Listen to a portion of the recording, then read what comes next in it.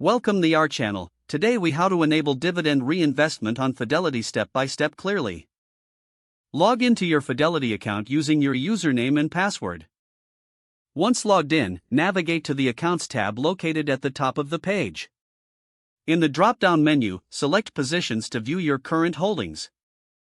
Identify the stock or ETF for which you want to enable dividend reinvestment.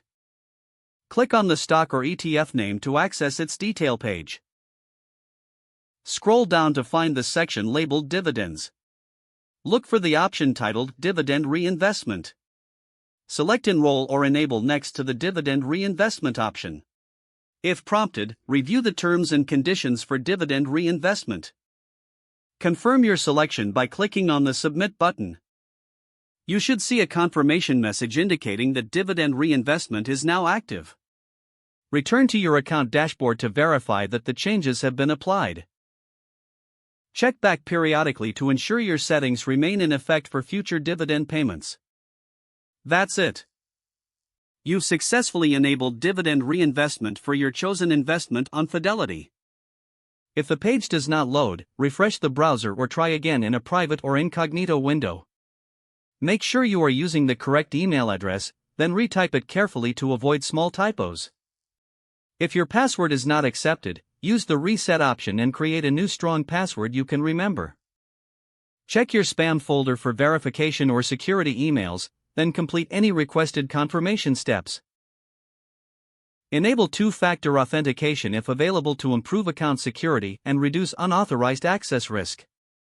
After signing in, review your profile details so your contact information and settings are accurate and current. If you see an error message, note it down and try again after restarting your device and internet connection.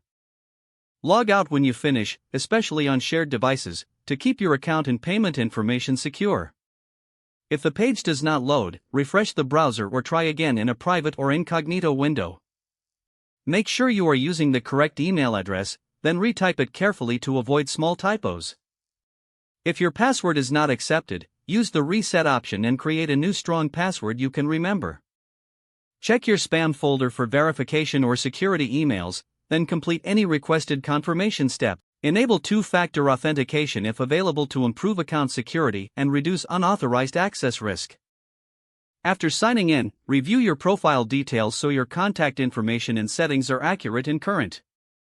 If you see an error message, note it down and try again after restarting your device and internet connection.